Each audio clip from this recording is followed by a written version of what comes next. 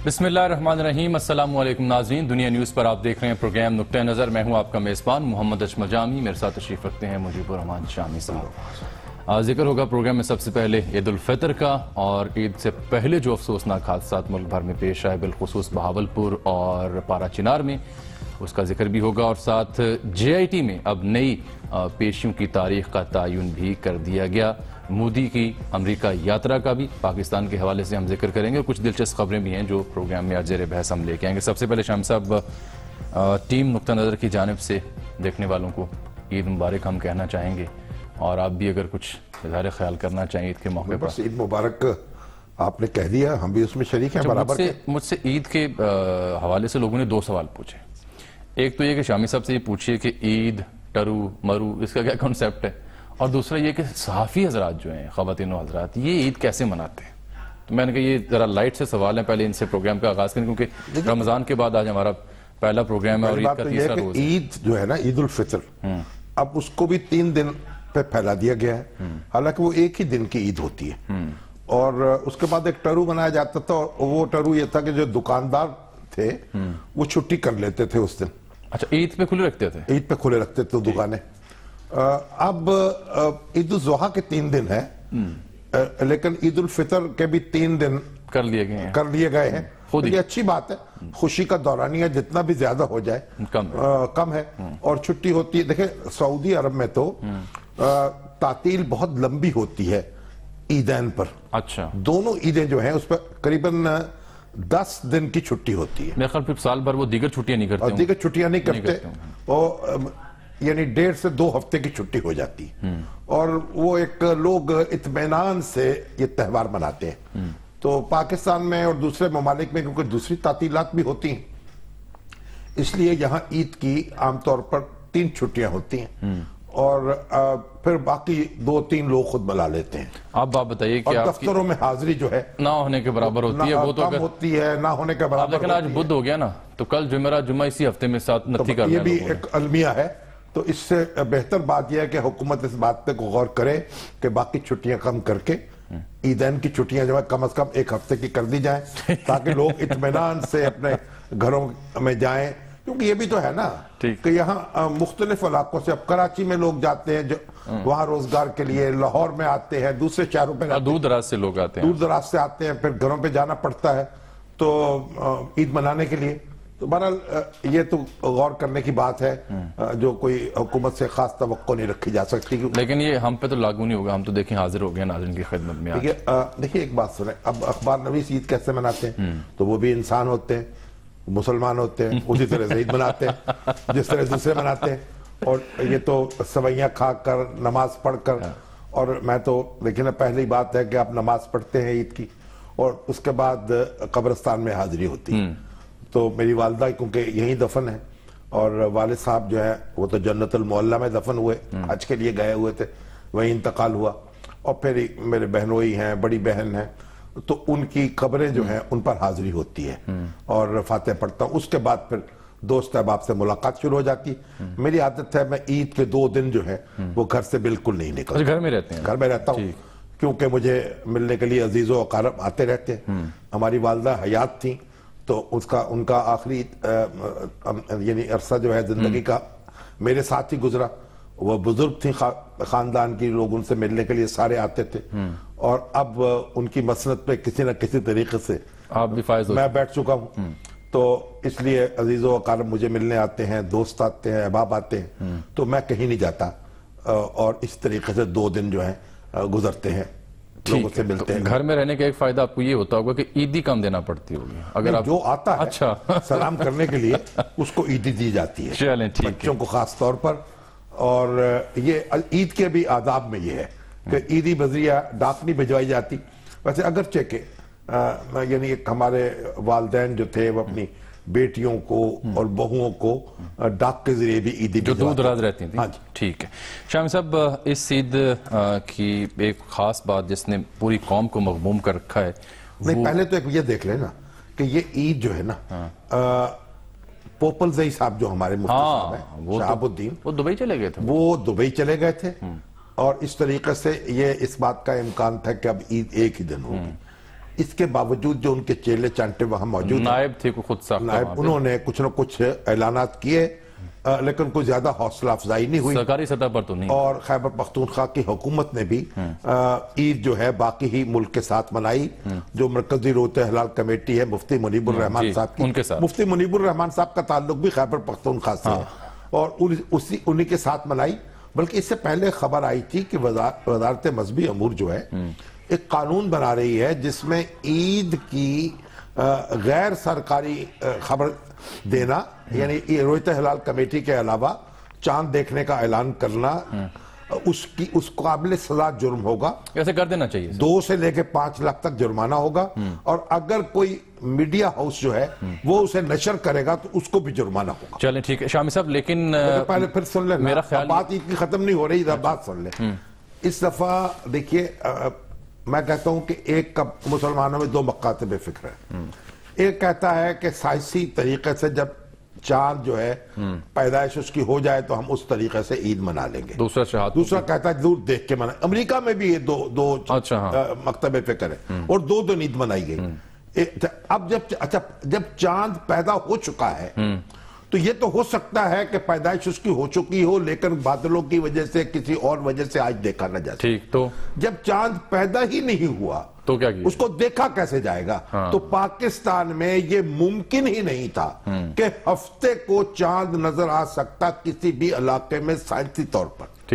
تو جن لوگوں نے یہ کہا کہ ہم نے چاند دیکھ لیا ان کی آنکھوں کا علاج کرنا چاہیے یا ان کے دماغ کا علاج کرنا چاہیے. ایک بات. دوسری بات یہ ہے اس عید کی یہ بھی خصوصیت ہوئی کہ امریکہ میں ایک روایت ہے کہ وائٹ ہاؤس میں صدر اوباما اور بل کلنٹن نے یہ کم و بیش 20 سال سے اور روایت تھی وہاں پہ. ان کے صدر جیفرسن جو ہیں انہوں نے بھی افطار کی دعوت کی روایت ڈالی تھی اور 2 اشروں سے عید ملن پارٹی وائٹ ہاؤس میں ہوتی تھی اور کلنٹن نے بھی اور اوباما نے بھی اس کو ایک روایت کو نبھایا.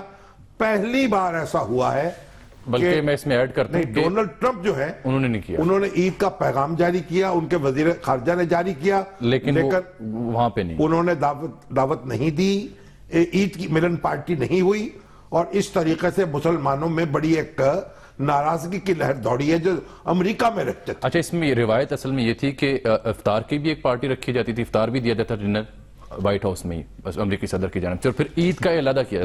2 چیزیں لیکن وہ دونوں نہیں کی, انہوں نے کچھ نہیں انہوں نے کیا. اب یہ جو وہ ہمارا بڑا ایک 55 رکنی اتحاد بنا تھا نا جس میں مسلمان ملک سارے عرب اسلامی امریکن اتحاد, اب وہ سعودی عرب کے حکمرانوں سے معلوم کرنا چاہیے یا دوسرے لوگوں سے جو وہاں بڑے کر و فر کے ساتھ موجود تھے. بھئی یہ ٹرمپ صاحب جو ہے انہوں نے یہ پارٹی بھی ختم کر دی تو تھوڑا بہت جو مربت کا کوئی اظہار ہوتا تھا تو آپ کیا اس کو کیا نام کیا, بلکہ اب مودی صاحب جو ہے ان کی آؤ بھگت ہوئی ہے وہ کرتے ہیں. اچھا تو شام صاحب اب آپ فرمائیے. پوپل جی صاحب کو تو میرا خیال ہے خود ہی وظیفہ دے کے چھٹیوں بھیج دینا چاہیے. نہیں وہ تو ابھی دبئی گئے تھے, بھیج دینا چاہیے لیکن ان کے چیلے بھی تو سارے بھیجنے چاہیے تھے ساتھ. اچھا سر, یہ بڑی افسوسناک کس طرح سے رہی عید کے مغموم رہی پوری قوم. سانحہ پارا چنار, سانحہ بہاولپور اور کوئٹہ میں کراچی میں جو واقعات پیش ہے, سب سے پہلے تو یہ بتا دوں آپ کو کہ سانحہ بہاولپور میں 2 مزید افراد جو ہیں وہ جاں بحق ہوئے, تو تعداد ہوگی 163. 67 قریب پارا چنار میں لوگ شہید ہوئے.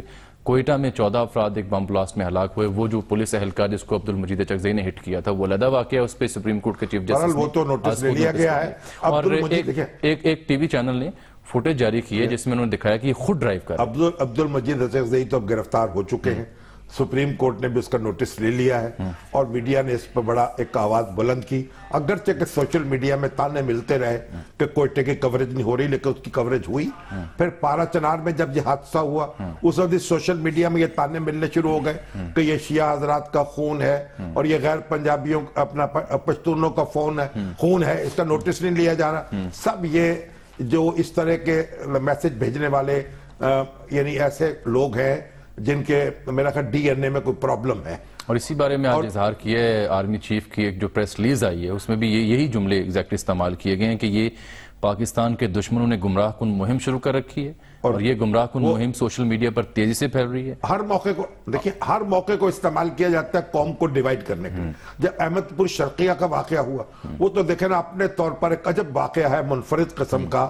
یعنی ایک میرا خیال تاریخ میں ایسے واقعات بہت کم دیکھنے کو ملیں گے آپ کو کہ جو اگرچہ کہ تیز رفتاری کے باعث وہ الٹا جو ٹینکر تھا اور اس میں سے جب وہ تیل بہا تو لوگوں نے کہا کہ تیل جو ہے وہ کٹھا کر لیا جائے زمین پہ بہنے کی بجائے، تو موٹر سائیکلوں والے اور جناب گاڑیوں والے وہ سارے آ گئے. بلکہ آج تو مجھے بڑے ایک ذمہ دار عہدیدار پنجاب حکومت کی یہ بتا رہے تھے کہ اعلان مسجدوں میں کرائے گئے کہ آ جائیے تیل جو ہے اس کی پیسی گنگا میں ہاتھ دھو لیں. نہیں دیکھیں نا وہ تیل تو ضائع ہو رہا تھا نا. اب ہماری یہ کوئی جبلت بھی ہوتی ہے انسانوں کی، اور میں نے دیکھا وہ غربت کا معاملہ نہیں تھا وہاں. اچھا صاحب میں آپ کو روک رہا ہوں اس کی وجہ کہ ایک فوٹیج میں چلا رہا ہوں تازہ. یہ ہمارے ایک جیو ٹی وی کے دوست ہیں، انہوں نے اپنے ٹویٹر پہ یہ فوٹیج ڈالی ہے. یہ کراچی سے حیدرآباد جاتے ہوئے ایک ٹرالر ہے جس کو کوئی حادثہ پیش آیا، وہاں سے تیل بہ رہا، آپ دیکھ سکتے ہیں اسکرین پر. اور یہ اسی طرح جیسے سانحہ شرقپور میں وہاں پہ لوگوں نے تیل اکٹھے کرنے کے لیے احمد پور شرقپور، ہاں احمد پور شرقیہ درستگی کے لیے شکریہ. تو وہاں پر بھی ایسے ہی کیا جا رہا ہے کہ لوگ اکٹھے ہیں، ڈرم لے کے آ رہے ہیں، موٹر سائیکلوں پہ آ رہے ہیں اور تیل اکٹھا کر رہے ہیں. حالانکہ بھی چند روز پہلے ہم وہ آفت جو بھگت چکے ہیں. اب اس فوٹیج کے البتہ یہ تصدیق چاہیے کہ یہ تازہ ہے، یہ پرانی ہے. بہرحال اس کو نوٹس لینا چاہیے. ایک بات میں آپ سے عرض کروں، اس کے بعد شور مچایا گیا جنوبی پنجاب جو ہے اس کی طرف کوئی توجہ نہیں ہے. بہرحال وزیر اعلیٰ پنجاب جو ہے انہوں نے 2 دن لگائے، متواتر جاتے رہے، پر وزیر اعظم لندن سے براہ راست بہاولپور پہنچے اور پنجاب حکومت نے 20 لاکھ روپے جو جاں بحق ہونے والے تھے ان کی کمپنسیشن دی اور 10 لاکھ زخمی ہونے والوں. اب اس پر ہنگامہ شروع ہو گیا کہ جناب یہ جو پارا چنار کے شہداء ہیں ان کے لیے ایسی اناؤنسمنٹ کیوں نہیں کی گئی.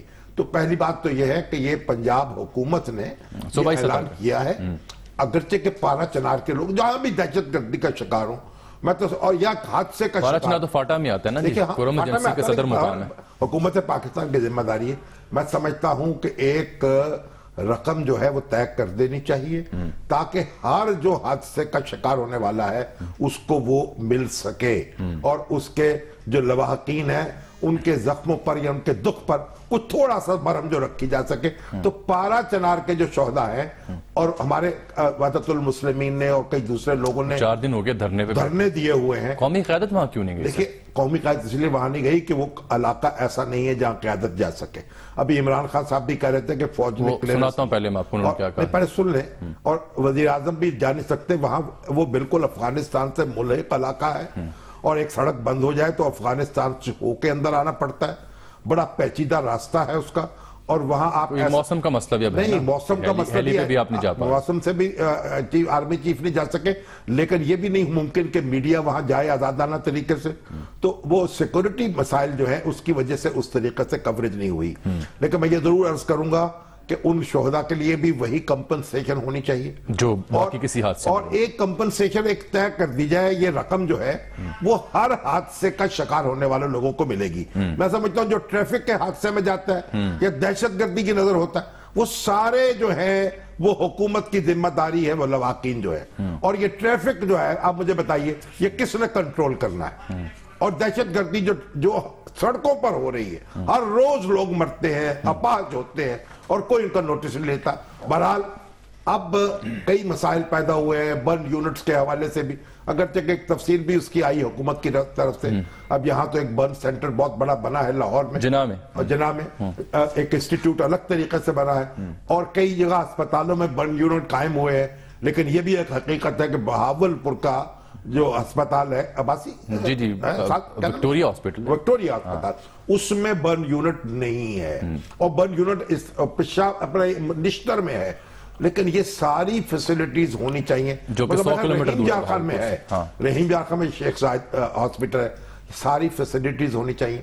اگرچہ کہ جتنے بڑے پیمانے پر تباہی ہوئی ہے اور جیسا بڑا حادثہ ہوا ہے اس کے اثرات جو ہے ان کا سامنا کوئی معمولی بات نہیں تھی. اب بریک کا وقت آن پہنچا، لیکن شامی صاحب یہ جو ٹرالر الٹنے سے جو تیل بہتا ہے اسے اکٹھا کرتے جو واقعات پیش آتے ہیں، یہ میں نے کچھ خبریں دیکھی، یہ موزمبیق میں، کانگو میں یا افریقی ممالک میں پیش آتے ہیں، کسی اور ملک میں ایسے واقعات پیش نہیں آتے۔ پہلی تو بات یہ کہ لیکن سوال یہ ہے میرا آپ سے کہ یہ ہماری تربیت کون کر، کیا ہم افریقی ممالک کے برابر ہیں؟ نہیں، بات دیکھیے، پہلی بات تو یہ ٹرالرز کو چیک کرنے والا کوئی نہیں، ڈرائیورز کو چیک کرنے والا کوئی نہیں، وہ سوئے ہوئے ہوتے ہیں، تیز رفتاری سے چلتے ہیں، رفتار کو چیک کرنے والا کوئی نہیں، بڑے دیکھیں نا، آج ابتدائی رپورٹ جو ہے وزیر اعلیٰ کو پیش کر دی گئی، اس میں یہ لکھا گیا ہے کہ مقامی پولیس اور ہائی وے پولیس جائے وقوع پر تاخیر سے پہنچی، اور ہائی وے پولیس کی شفٹ تبدیلی تھی، اسی وجہ سے تاخیر ہوئی اور لوگ وہاں پہ پہنچ چکے تھے آلریڈی۔ موٹر وے پولیس پہنچ گئی تھی، لوگوں کو انہوں نے روکنے کی کوشش کی، کوئی نہیں رکا، اور کوئی پولیس جو تھی اس موقع پر، کوئی کتنی بڑی نفری اس کی ہوتی، لوگ اس کے قابو میں نہیں آ سکتے۔ ہمیں چیزوں کو اس کو فطری طریقے سے بھی دیکھنا چاہیے نا۔ ٹھیک ہے، ایک بریک ناظرین ہم یہاں لیتے ہیں، واپس آتے ہیں تو کچھ ذکر ہوگا جے آئی ٹی اور سیاسی جو بیانات ہیں مختلف رہنماؤں کی، ان کا ایک بریک کے بعد۔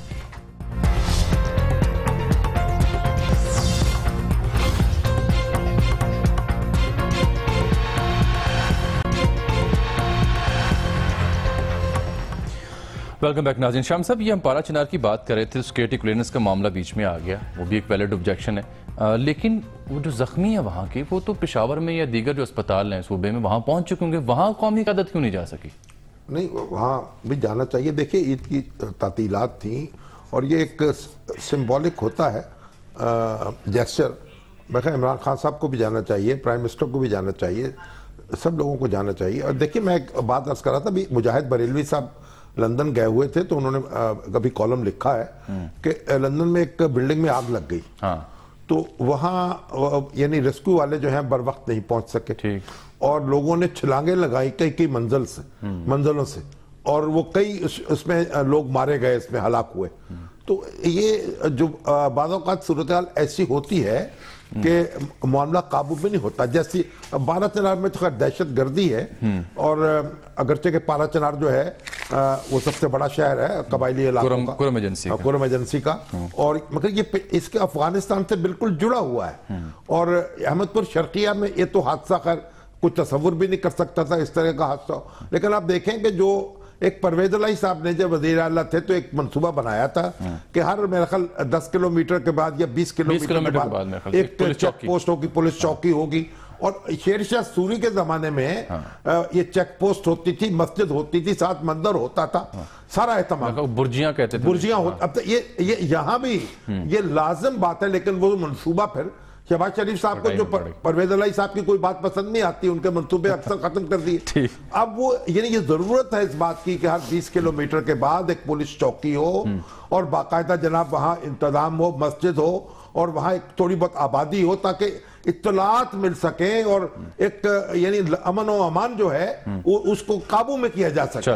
شامی صاحب، اب پاناما کا ہنگامہ عید کے دنوں میں بھی جاری ہے، جے آئی ٹی نے نئی تاریخیں دے دی ہیں، مریم نواز صاحبہ کو 5 جولائی کو انہوں نے یاد کیا ہے، اور جو دونوں بیٹے ہیں وزیر اعظم کے ان کو 3 اور 4 جولائی بالترتیب یاد کیا ہے۔ اس کے علاوہ جو ان کے کزن ہیں وزیر اعظم کے طارق شفیع صاحب، انہیں بھی دوبارہ 2 جولائی کو طلب کیا گیا ہے۔ اب حکومتی حلقے یہ کہتے ہیں کہ جو کورٹ کا فیصلہ تھا سپریم کورٹ کے 5 رکنی بینچ کا، اس میں تو جو رسپونڈنٹ نمبر 1، 3 اینڈ 8 ہیں، یعنی وزیر اعظم ان کے دونوں بیٹے جو ہیں، ان کو کہا گیا تھا کہ ان سے تحقیقات کی جائیں، کیونکہ بینیفیشلی آنر تو انہیں قرار نہیں دیا گیا تھا، تو انہیں کیوں بلایا گیا، وہ یہ سوال اٹھا رہے ہیں۔ دیکھیے، جو بھی سوال ہے نا سپریم کورٹ میں اٹھایا جانا چاہیے، ٹھیک، اور یہ مریم نواز شریف صاحبہ کو یا مسلم لیگ نون کے دوسرے حضرات جو ہیں وہ ان کو چاہیے سپریم کورٹ میں درخواست دے دیں، وہاں اپنا موقف بیان کریں، اگر ان کا موقف تسلیم کر لیا جائے تو وہاں وہ نہیں جائیں گی۔ ویسے اس سے غم و غصے کی ایک لہر دوڑی ہے، ہمارے عطاء الرحمان صاحب بڑے ممتاز اخبار نویس ہیں، وہ تو یہ کہہ رہے تھے کہ اب یہ مطالبہ یہ کرنا چاہیے کہ جو ان کی والدہ صاحبہ ہیں نا محترمہ، یعنی والدہ صاحبہ جو نواز شریف صاحب کی، ان کو بھی محترمہ شمیم میاں محمد شریف صاحب، ان کو بھی چاہیے کہ وہ بلا لے جائے جے آئی ٹی۔ اتنے غم و غصے میں لوگ ہیں، دیکھیے ہمارے بچیوں کو نہیں بلایا جاتا، اور اگر ان سے کوئی تفتیش کرنی تھی ان کو سوال لکھ کے بھجوا دیے جاتے اور جواب ان سے لے لیے جاتے، یا ویڈیو لنک کے ذریعے گفتگو کر لی جاتی۔ تو یہ جے آئی ٹی جو ہے میرا خیال یہ اس بات پر بھی لگی ہوئی ہے کہ یہ مسلم لیگ نون کے حق میں کوئی رائے عامہ ہموار کرنی ہے اس میں، کیونکہ جو ایسے اقدامات ہو رہے ہیں اس سے مسلم لیگ نون کے حق میں بھی ایک رائے عامہ ہموار ہو رہی ہے۔ اب شیخ رشید صاحب نے فرمایا ہے سن لیجیے کہ انہوں نے کہا، سن لیجیے شیخ صاحب نے آج کیا پیش گوئی کی نئی ایک قسط جاری کی ہے، وہ سن لیجیے ذرا۔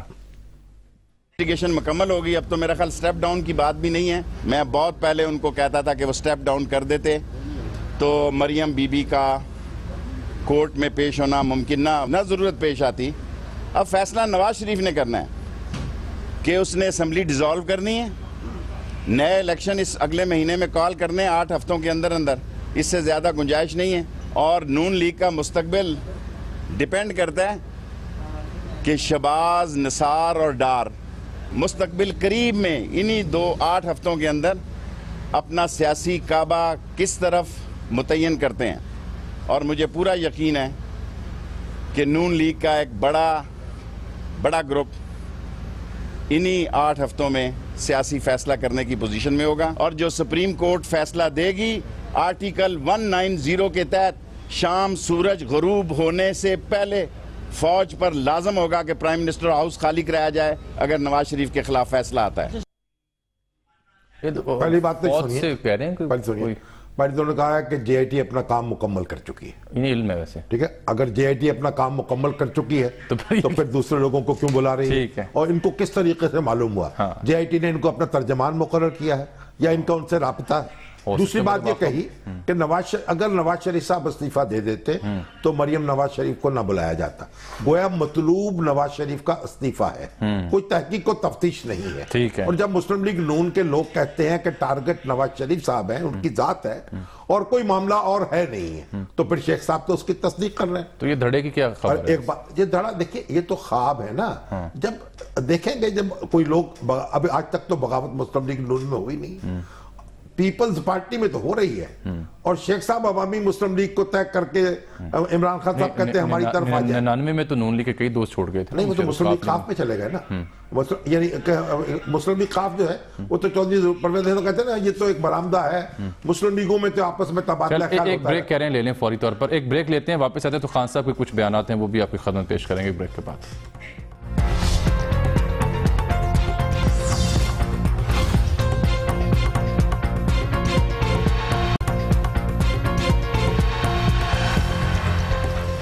ویلکم بیک ناظرین۔ شام صاحب، شیخ صاحب کی بات بیچ میں رہ گئی تھی، آخر میں وہ یہ بھی کہہ رہے تھے کہ جب یہ فیصلہ آئے تو پھر میں فوج سے گزارش کروں گا کہ وہ فوری طور پر پہنچیں اور انہیں نکال باہر کریں۔ فوج تو یہ کام کرنے کے لیے ہے نہیں، اگر فیصلہ آتا ہے بلکہ نواز شریف صاحب کے خلاف فیصلہ آتا ہے، ایک تو فیصلہ یہ ہوگا کہ فرض کیجئے کہ چلیے آپ نے ڈسکوالیفائی کر دیا، دوسرا فیصلہ یہ ہو سکتا ہے کہ آپ یہ معاملہ جو ہے زیری عدالت میں بھیج دیں یا متعلقہ فورم الیکشن کورٹ میں یا کسی دوسرے فورم میں بھیج دیں، تو کئی آپشنز ہیں جس پہ بہرحال یہ ہم نے فیصلہ تو نہیں کرنا، سپریم کورٹ نے کرنا۔ اگر فیصلہ ہو جاتا ہے جو شیخ صاحب چاہتے ہیں فیصلہ ہو گیا، تب بھی فوج کو تکلیف کرنے کی ضرورت نہیں ہے، نیا وزیر اعظم جو ہے چن لیا جائے گا اسی ایوان کے ذریعے، اسی ایوان کے ذریعے سے، پارلیمنٹ موجود ہے، وہ اپنے جس کو مسلم لیگ نومینیٹ کرے گی وزیر اعظم منتخب ہو جائے گا۔ اور نواز شریف صاحب پر ابھی سلمان اکرم راجہ صاحب سے بھی کل گفتگو ہو رہی تھی بڑی تفصیل سے، تو ان پر سیاست میں حصہ لینے کی کوئی پابندی نہیں ہوگی، ٹھیک ہے نا۔ ڈسکوالیفیکیشن کے بعد اگر شیخ صاحب کا نقطہ نظر درست مان لیا جائے بفرض محال، تب بھی وہ سیاست میں حصہ لے سکیں گے، جلسوں کو ایڈریس کر سکیں گے، لوگوں کے پاس جا سکیں گے، اپنی پارٹی کا کام کر سکیں گے، الیکشن لڑ سکیں گے۔ الیکشن خود نہ لڑ سکے شاید، لیکن ان کی پارٹی الیکشن لڑے گی، ان کے جو نومینیز ہیں وہ الیکشن لڑیں گے، ٹھیک ہے نا۔ تو اس لیے شیخ صاحب جو ہیں وہ خاطر جمع رکھیں، ان کو میدان میں مقابلے کی تیاری کریں، ان کو بھی حق حاصل ہے۔ چلے، خان صاحب کا بھی آج سٹیٹمنٹ بڑی اہم ہے، ایک تو وزیر اعظم کی جو لندن میں پریس کانفرنس ہے اس کو انہوں نے آڑے ہاتھوں لیا، جے آئی ٹی کے حوالے جو تنقید تھی اس کو انہوں نے بیان دیا، دیکھیں کیا کہتے ہیں خان صاحب۔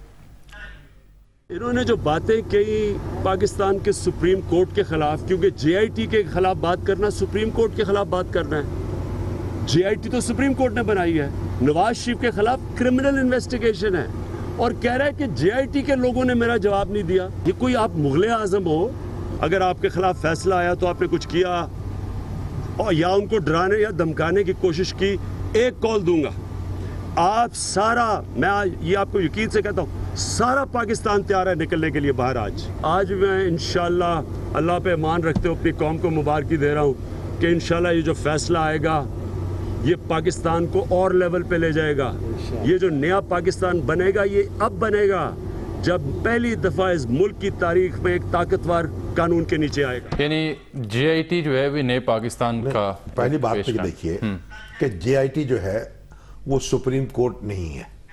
اچھا خان صاحب کریں ہے کہ حکم کتابیں بننے سے یہ مطلب نہیں ہے کہ وہ سپریم کورٹ ہو گئی. اچھا وہ اس نے ایک رپورٹ پیش کرنی ہے, ایک انکوائری کرنی ہے, اور جو اس کے افراد ہیں دیکھو اس میں تو اب اتنے اعتراضات ہوئے ہیں, اور خان صاحب نے آج بھی میر شکیل الرحمان صاحب پر بہت غصہ جھاڑا ہے اور کہا ہے کہ وہ مجرموں کو پروٹیکٹ کر رہے ہیں. وہ بھائی مجرم ابھی کوئی نہیں ہے, ابھی ملزم ہے, الزام ہے.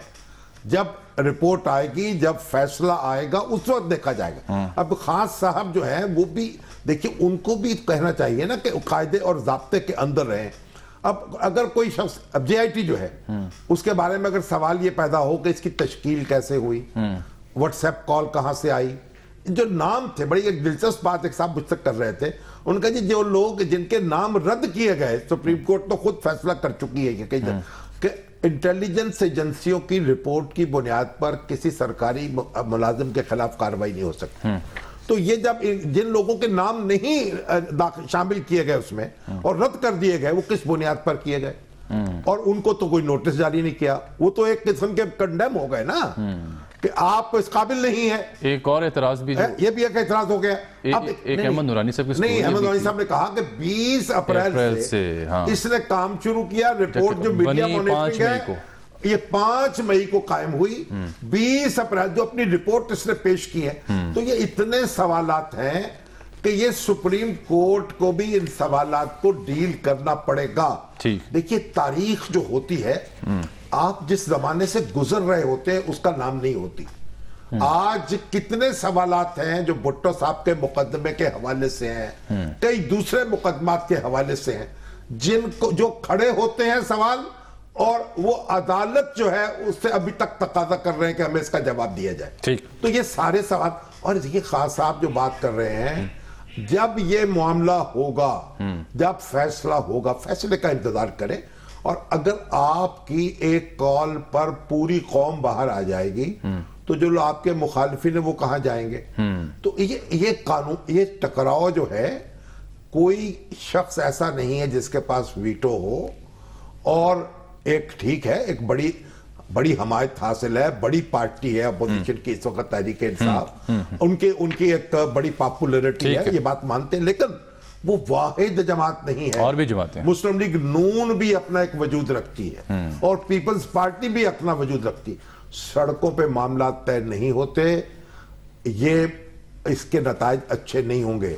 جو باتیں قانون کی عدالت میں طے ہو رہی ہیں انہیں ادھر ہی ہونے دیں. ٹھیک ہے, اچھا جی, وقت ہمارا ختم ہونے والا, فتویٰ نہ جاری کیجئے, فیصلے جاری نہ کیجئے, ان کا انتظار کیجئے. ٹھیک, شاہم صاحب وقت ختم ہونے والا, لیکن ایک بڑا دلچسپ یہ معلومات میں مبنی ایک آرٹیکل تھا, عطاء الرحمان صاحب کے نام سے منسوب کیا گیا, کہ میں نے اسے سوشل میڈیا پہ کچھ اور ناموں سے بھی دیکھا ہے. ڈاکٹر عطاء الرحمان صاحب, ہاں جی, لیکن یہ کئی اور ناموں سے بھی آیا لکھا ہے ہاں کہ پروفیسر ہیں کوئی شعبہ, انہوں نے یہ جاری کیے ڈیٹیلز کے جو تیل ہے پیٹرول یا ڈیزل, آنے والے 8 سال میں یہ جو پیٹرول ہے اس کی جگہ برقی توانائی سے چلنے والی گاڑیاں لے لیں گی.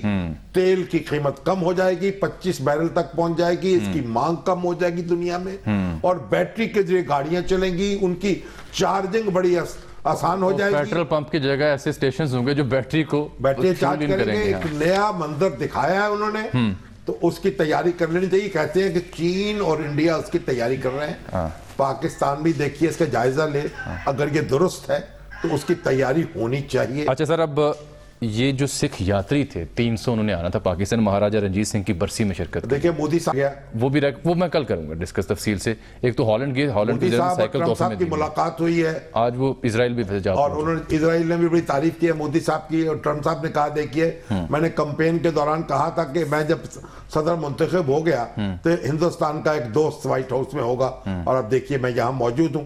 لیکن بہرحال سید صلاح الدین صاحب کو جو انہوں نے دہشت گرد قرار دیا, پاکستان دفتر خارجہ نے آج پریس ریلیز جاری کی, انہوں نے ٹوٹلی سے مسترد, پاکستان نے اس کو مسترد کر دیا ہے.